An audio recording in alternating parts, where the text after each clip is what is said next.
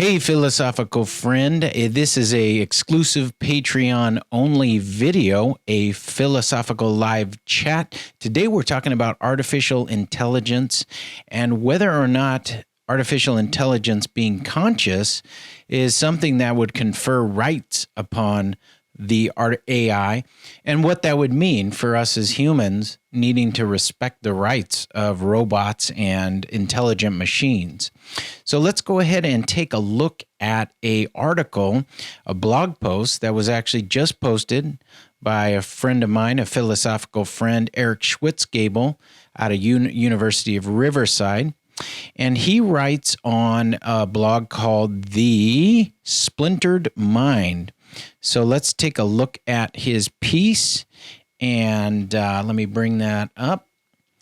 And then what we'll do is we'll just kind of talk through it. It'll be kind of fun to just think through whether or not artificial intelligence deserves rights. So let's just go through a few things at first. So there is this computer program, GPT-3. And this computer program, as he says there, is strikingly realistic. If you talk to it, so to speak, it can output things that will sort of look intelligent, like it does prose, produce clever prose in the author's style, as he mentions here. Additionally, GPT-3 is, he imagines that it's a mall cop. In fact, actually, there is in Dubai a robot mall cop. So what Schwitzgebel imagines is, let's imagine this intelligent robot goes through a few more iterations to GTP6. Now we mount it on an autonomous vehicle frame so it can move around, or maybe even like a humanoid frame, as he mentions, like something that might roll around Berkeley. And we'll imagine it just sort of goes around and has a face like MIT's Kismet. So I don't know if you're familiar, but MIT's Kismet is very expressive. So imagine that it has that. And here is Schwitzgebel's prediction. If the robot speaks well enough and looks human enough, some people will think that it really has feelings and experiences. Now the question is, will we need to confer rights upon a robot because it is at least mimicking or simulating human experience? And the question he thinks comes down to whether or not it has rights. Now, some people do think robots have rights, as he mentioned. A lot of people are going to disagree that robots deserve rights, but some people actually confer rights upon advanced ape species. Some people confer rights upon even sort of like, he mentions, if garden snails, for example, might be conscious with 60,000 neurons in their central nervous system, might GPT-6 also be conscious with its massive CPUs that blitz through layer after layer of processing trillions of parameters? So he wonders, here's this first mall cop in Dubai. And now what is interesting is Blake Myers-Schultz, one of the creators or people that works on GPT-3, read the post or entered it into GPT-3. And here is the unedited response by the robot to Schwitzgebel's article. Quote, the GPT-6 cops would probably need to be able to carry on pretty sophisticated conversations. And they have to look fairly human, even if we might miss the qualitative change of the character of the consciousness involved. We should still expect some sort of discontinuity in public opinion when this happens. We might not recognize it as discontinuity because these are evolutionary steps that unfold gradually over generations. but I think it will be a tipping point between the cute little bots with speech and wheeled bodies and whatever comes next. Humanoid robots that interact with us collaboratively and help us do things with their prosthetic hands, or humanoid robots that adopt kids in orphanages and care for them, or even humanoid robots that become our friends, lovers, and employees and leaders. So it sort of continues, and it is just really, really interesting. So you can see like how intelligent this robot is.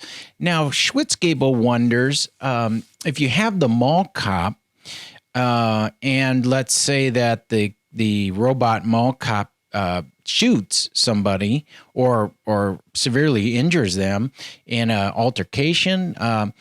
Now, the question is whether or not they're morally and legally responsible, and if it makes sense for people to not be able to fight back against the robots because they have certain rights and they're in a position of authority. Or can we, if somebody gets in an altercation with a robot, can that person just completely sort of clobber the robot to get away, and they haven't violated any rights of the robot? It's just sort of like they misused a tool, but there's no rights violation. Now, we need to get a little more specific. What are rights, and what would it mean for a robot to have rights?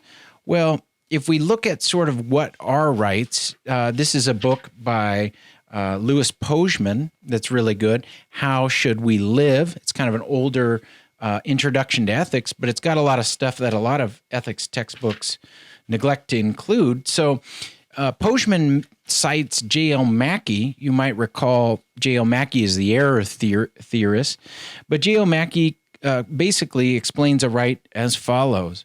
A right, in the most important sense, is a conjunction of a freedom and a claim right.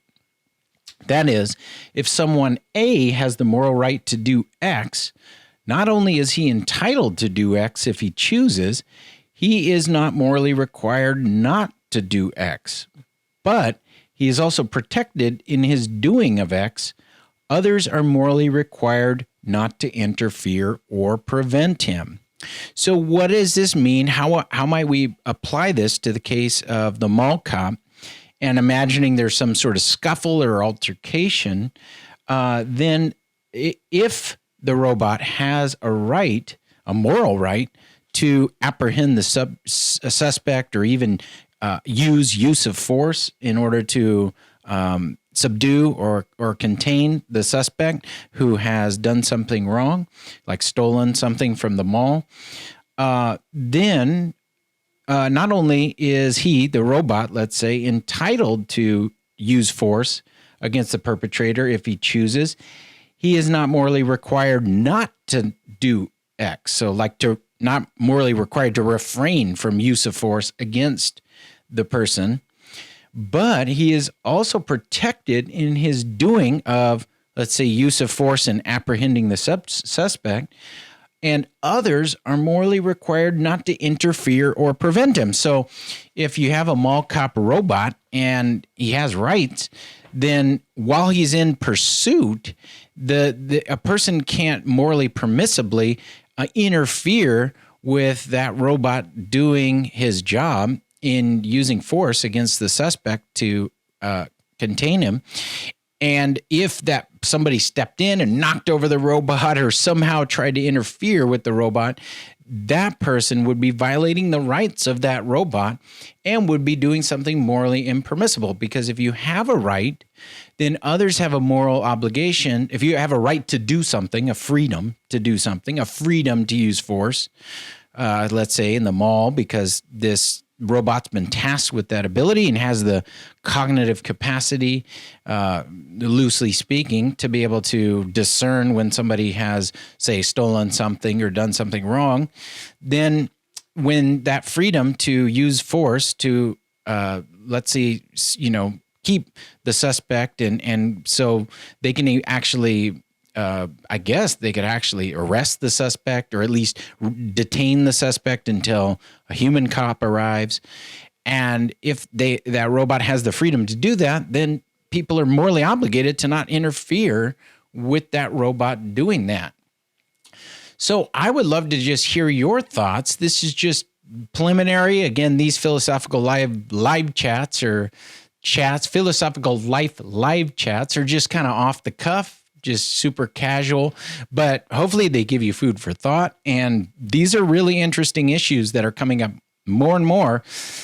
So I suggest you take a look at GPT-3 and then think critically about Schwitzgebel's article, and I'll provide a link to that as well.